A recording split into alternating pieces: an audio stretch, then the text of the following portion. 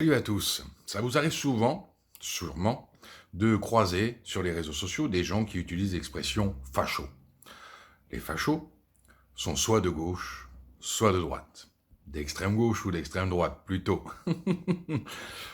Et là, je vais vous montrer l'exemple typique d'un TikToker très connu qui a des centaines de milliers de vues, des centaines de milliers d'abonnés, des millions de likes sur plusieurs chaînes, rémunéré, qui lui rapporte de l'argent, sans aucune compétence politique, une vraie speakerine du net. Ça commente l'actualité sans avoir aucune compétence pour pouvoir le faire. Aucune étude, aucune instruction, rien. Ça, c'est du fascisme d'extrême gauche. Ça soutient la Palestine, c'est contre tout ce qui pourrait être de droite, toutes les valeurs de famille, etc., tout en s'en réclamant. La dichotomie dans la tête de ces gens-là, avec une tellement grosse notoriété que c'est affligeant. Je vous invite à écouter l'intégralité de son commentaire sur une allocution d'un journaliste qui ose pour une fois parler du Frexit, du fait que pour que la France s'en sorte, faut se sortir des normes, des taxes, des impôts, des directives, tout ce qui est influé par l'Union européenne sur les 27 pays de l'Europe, dont la France. Et pour une fois qu'il y a un journaliste qui en parle, c'est Pascal Praud sur CNews, un mec de droite. Il va vous le stigmatiser d'extrême droite, le disqualifier automatiquement. Qui défend-il vraiment, ce coach Didi? Regardez ça en entier. On en reparle après.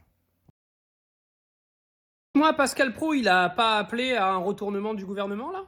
À tuer l'agriculture française et à travers l'exemple de l'agriculture, les Français découvrent les folies normatives de cette Union européenne, les dingueries écologiques et le pouvoir exorbitant de Bruxelles. Tout ça s'est fait dans le dos des Français avec la complicité, la lâcheté ou l'incompétence des gouvernements. Il y a l'agriculture, mais il y a l'énergie.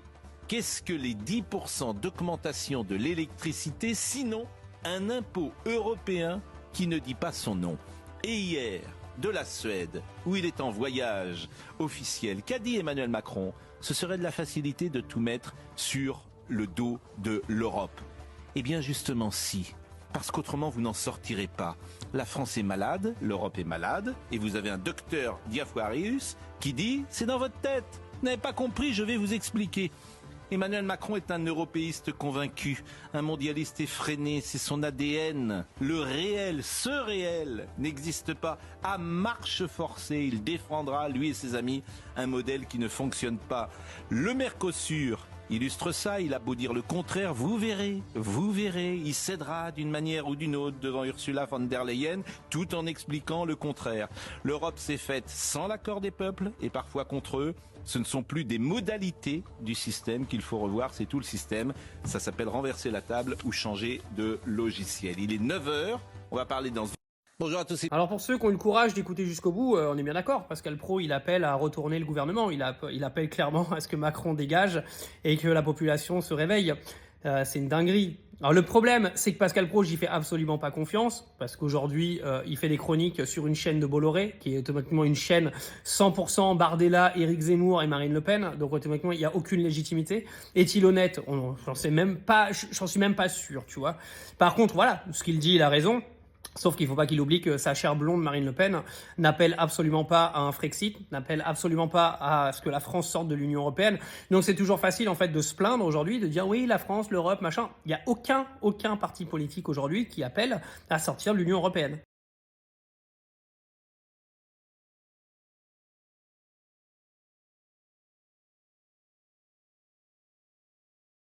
Donc, c'est bien sympa tout ça, c'est du blabla, c'est de la théorie, parce qu'ils sont toujours en train de dire oui, alors oui, l'Union européenne, mais personne ne veut en sortir. C'est drôle, hein?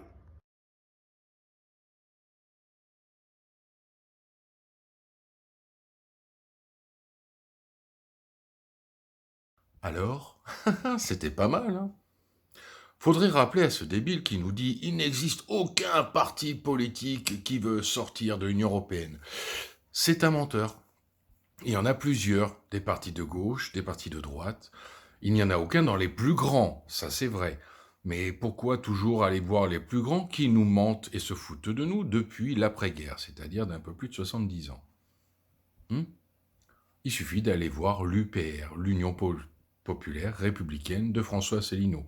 Et pour certains autres, certains vous diront, il y a Kuzmanovic, il y a Florian Philippot, il y a Charles-Henri Gallois, avec son parti Frexit, le putschiste, justement, de l'UPR de 2020. Mais il existe donc une multitude de partis. Ce mec est un menteur.